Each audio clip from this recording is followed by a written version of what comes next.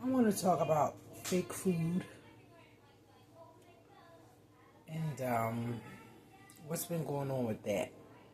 It's like young people today, I think that's why they like the hot Cheetos with everything and hot this and hot that, is because the food is fake. That's first of all, the meat for sure. So it has to have like a burn to where you're not even tasting the flavor palette. Like they damn near burn their taste buds off with it if you try some of the stuff that they do. And I don't know if it's like a campaign or anything for the fake powers that want to be like, let's try and see, test it out, see if they'll eat it, this fake meat. And this younger generation now that's here is testing it out with all these little recipes, if you will. And in the future, this going to be like, oh yeah, it's just how it is, to make it palatable or edible or even able to eat the fake meat.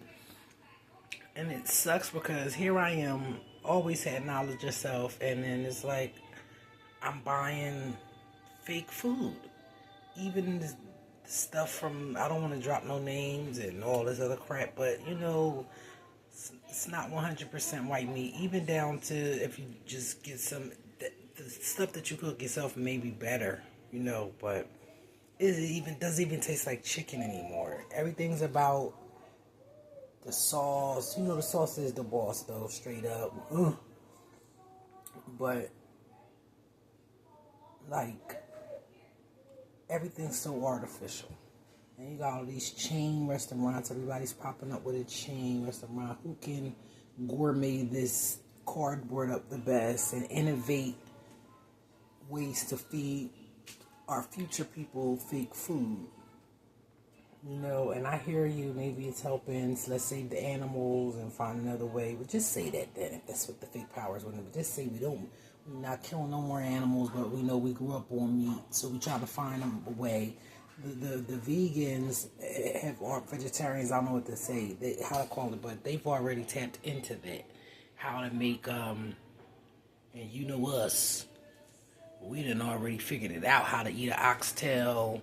They done figured it out, fried chicken. They done figured it out, okay, a way for them to survive off of plants and fruits and vegetables and still get that vibe from before, but elevating.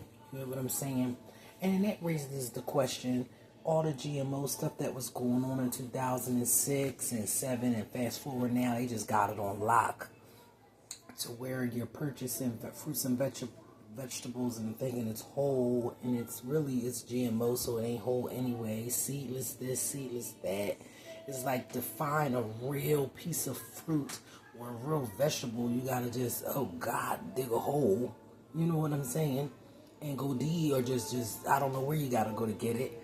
And they have all the pretty looking stuff in Whole Foods, look like cartoon food, but who's to say it's really whole? But I say all this to say, in the future, maybe they'll say it was a famine and all this other stuff, and they had to eat. That's what forced us to eat artificial food. But we are pioneering through YouTube and other little TikTok and all these things. Everybody's cooking and getting their views and getting a check and all like that, displaying how to work with these new foods. They're not saying it, but that's what I feel like. That's what's going on. And the more and more I try to struggle to get my toddler to eat, and he loves food. He loves home cooked food though. And the minute I try to do something quick and slip it in, it's like, he's just tossing it. But it raises the question back when I had scratched my temple in about 2002, when I started noticing the meat wasn't meeting. It takes half the time to fry chicken, and even down when you clean it and stuff, the way it feels and the extras. And I'm talking about like real butcher meat. And then by then, all the real farms are gone.